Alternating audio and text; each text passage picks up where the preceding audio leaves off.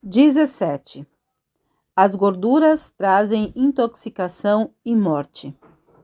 Seja progressiva a reforma alimentar, sejam as pessoas ensinadas a preparar o alimento sem o uso de leite ou manteiga. Diga-se-lhes que breve virá o tempo em que não haverá segurança no uso de ovos, leite, carne ou manteiga, por motivo de as doenças nos animais estarem aumentando na mesma proporção do aumento da impiedade entre os homens. Aproxima-se o tempo em que, por motivo da iniquidade da raça caída, toda a criação animal gemerá com as doenças que amaldiçoam a nossa terra. Deus concederá a seu povo habilidade e tato para preparar alimento saudável sem o uso dessas coisas. Rejeite o nosso povo toda receita insalubre. A manteiga é menos nociva quando comida no pão do que empregada na cozinha, mas, em regra, melhor é dispensá-la inteiramente. Substituir por azeitonas, nata, nozes e comidas saudáveis. As azeitonas podem ser preparadas de modo tal que sejam comidas com bons resultados em cada refeição. O proveito visado com o uso da manteiga pode ser obtido substituindo-a por azeitonas devidamente preparadas. O óleo das azeitonas corrige a constipação e, para os tuberculosos e os que sofrem de inflamação e irritação do estômago, ela é melhor do que qualquer medicamento. Como alimento, é melhor do que qualquer gordura de segunda mão de origem animal. Quando devidamente preparadas, as azeitonas, como as nozes, substituem a manteiga e as comidas de carne. O azeite, comido na oliva, é muito preferível à gordura animal. Atua como laxativo. Seu uso se verificará benéfico aos tuberculosos, sendo também medicinal para o estômago inflamado e irritado. A indústria de alimentos saudáveis está em necessidade de recursos e da ativa cooperação de nosso povo, para que efetue a obra que deve realizar. Seu desígnio é fornecer ao povo o alimento que tome o lugar da carne, e também leite e manteiga, os quais, devido a doenças do gado, estão se tornando mais e mais objetáveis. Não o melhor para crianças. Tem-se permitido que as crianças comam carne, condimentos, manteiga, queijo, carne de porco, massas requintadas e temperos em geral. Também se lhes permite comer irregularmente entre as refeições alimentos não saudáveis. Estas coisas realizam a sua obra de desarranjar o estômago, irritando os nervos e a ação fora do natural e debilitam o intelecto. Não compreendem os pais que estão semeando a semente que produzirá enfermidade e morte. Não se deve pôr manteiga à mesa, porque se assim se fizer, alguns delas se servirão à vontade, o que prejudicará a digestão. O irmão, porém, poderia ocasionalmente usar um pouco de manteiga no pão frio, caso isto torne o alimento mais apetecível. Isto lhe faria muito menos mal do que alimentar-se ao preparo de alimentos que não são saborosos. Quando não se pode obter a manteiga mais pura, não como senão 2 refeições por dia.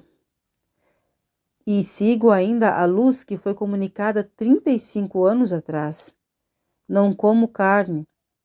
Quanto a mim, assentei à questão da manteiga. Não a uso. Esta questão deve ser facilmente assentada em todo lugar onde não se possa conseguir o artigo mais puro. Temos 2 boas vacas de leite, uma Jersey e uma holandesa. Usamos nata e todos estamos satisfeitos com isso. Não deve ser classificada como alimento cárneo.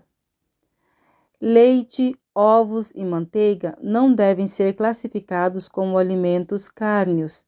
Em alguns casos, o uso dos ovos é benéfico. Não chegou o tempo de dizer que o uso de leite e ovos devam ser de tudo rejeitado. Há famílias pobres cuja alimentação consiste grandemente em pão e leite. Tem pouca fruta e não se podem permitir comprar os alimentos substitutos da carne. No ensino da reforma de saúde, como em toda outra obra evangelística, temos de ir ao encontro do povo onde este se encontra, até que lhes possamos ensinar a preparar alimentos segundo a reforma de saúde, apetitosos e nutritivos, ao mesmo tempo que pouco dispendiosos. Não estamos na liberdade de apresentar as mais avançadas proposições quanto ao regime da reforma de saúde. Permitir que os outros tenham suas convicções. Devemos lembrar que há demasiados tipos de mentalidades no mundo e não podemos esperar que cada um veja exatamente como nós em todas as questões de alimentação. As mentes não seguem exatamente a mesma direção. Eu não como manteiga, mas há membros de minha família que o fazem. Ela não é posta em minha mesa, mas não molesto alguns membros de minha família que preferem comê-la ocasionalmente. Os animais de que se obtém o leite nem sempre são sãos. Podem estar doentes. Uma vaca pode estar aparentemente boa de manhã e morrer antes da noite. Então, ela já estava enferma pela manhã, e seu leite estava contaminado, e vós não o sabíeis. A criação animal está enferma. Há perigo de que, ao apresentar os princípios da reforma de saúde, alguns estejam a favor de introduzir mudanças que seriam mais nocivas que benéficas. A reforma de saúde não deve ser recomendada de maneira radical. Nas condições presentes, não podemos dizer que leite, ovos e manteiga devam ser de todo rejeitados. Devemos ser cautelosos em não fazer inovações, porque, sob a influência de ensinos extremados, há pessoas conscienciosas que certamente irão a extremos. Sua aparência física prejudicará a causa da reforma de saúde, pois poucos sabem como substituir devidamente os alimentos que rejeitam. Posto que se tenha advertido contra o perigo de contrair enfermidades pelo uso de manteiga e contra os males provenientes do uso abundante de ovos por parte das crianças, não devemos considerar violação do princípio usar ovos de galinha bem tratadas e convenientemente alimentadas. Os ovos contêm propriedades que são agentes medicinais neutralizantes de certos venenos. Abstendo-se de leite, ovos e manteiga, alguns deixaram de prover ao organismo o alimento necessário e, em consequência, se enfraqueceram e incapacitaram para o trabalho. Assim, a reforma de saúde perde o seu prestígio. A obra que temos procurado erguer solidamente confunde-se com as coisas estranhas que Deus não exigiu, e as energias da Igreja se paralisam. Mas Deus intervirá para evitar os resultados de ideias tão extremadas. O Evangelho tem por alvo harmonizar a raça pecaminosa. O seu fim é levar ricos e pobres juntos aos pés de Jesus. Dizem os pobres quando lhes é apresentada a reforma de saúde: que comeremos nós? Não nos é possível adquirir os substitutos de carne. Quando prego o Evangelho aos pobres, sou instruída a dizer-lhes que comam a comida que é mais nutritiva.